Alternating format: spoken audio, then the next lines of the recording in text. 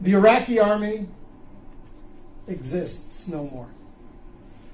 The Syrian army is down to at least 50% of its size of 2 years ago.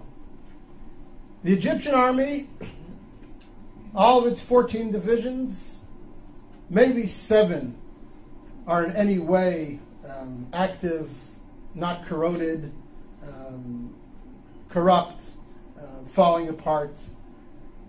The Arab military threat to Israel has evaporated. Arab societies, as you all know, from Libya and Tunisia through Egypt to Syria, and it'll yet, unfortunately, come to Jordan, are so convulsed with internal conflict that for the next 2 to 3 to 4 decades, they're going to be racked by such internal tensions and such internal economic disparities and needs that their ability to mount a coordinated offensive against Israel in the conventional military sense is simply gone. It's gone. It's gone. So before we start discussing all the threats and the emerging threats and the dangers that are posed to Israel from the crumbling of the old Arab architecture around Israel, first let's recognize that the conventional military threat against Israel has greatly disappeared. And that is a net gain for Israel. It has tremendous long-term significance. Now, we all know that there are new threats emerging. What was the authoritarian control over countries like Egypt, where the security services had penetrated every element in society. You couldn't burp, you couldn't breathe, you couldn't blow your nose without somebody in the security services knowing about it. That's all gone. Morsi doesn't have control over the streets of Cairo, never mind the sands of Sinai, and whoever emerges as the leader or one of the leaders in Syria towards the future will never have the same authoritarian control over the country that Assad's Mukhabarat, his security services, had. So that creates potential for great conflict. We all know about the threat of weapon stocks, missiles spreading all over, new weapon systems coming into the region, whether it be from Iran or from Russia. All these pose security threats to Israel that Israel will have to deal with in the coming years and perhaps decades. But the conventional military threat, the Israeli fear that the combined armies of Egypt, Iraq, Syria are going to mount a coordinated offensive like they did in the Yom Kippur War against Israel, that's gone. That's gone, thank God, it's gone.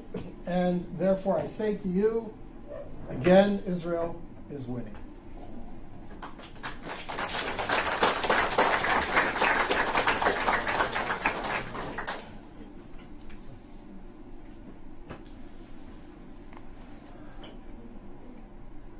Point number 9, in grand historical terms, of course Israel's winning. Look at the society that's been created in Israel. Look at the creativity of the Israeli community. Look at the vibrancy of life in Israel. I look at my kids. I have a son-in-law who's a software engineer in Israeli military intelligence. I have a daughter doing her PhD in genetics at the Hebrew University. I have a daughter studying architecture at Ariel University in Samaria. I have a son completing his bachelor's degree in computer science in high school, and he will graduate high school with his degree in computer sciences, and he has studied intensively 17 tractates of the Talmud, and he knows his Bible inside out and backwards.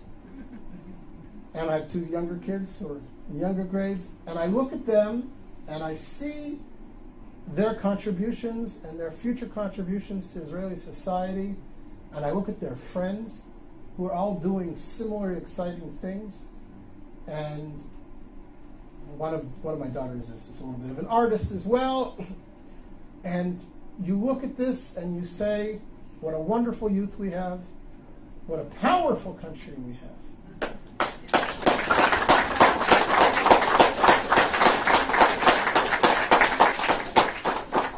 And I don't say this to gloat or to be racist, but it's important for us in terms of perspective to ask, what creative contributions has the Islamic Arab world around us made to the world over the last 100 years?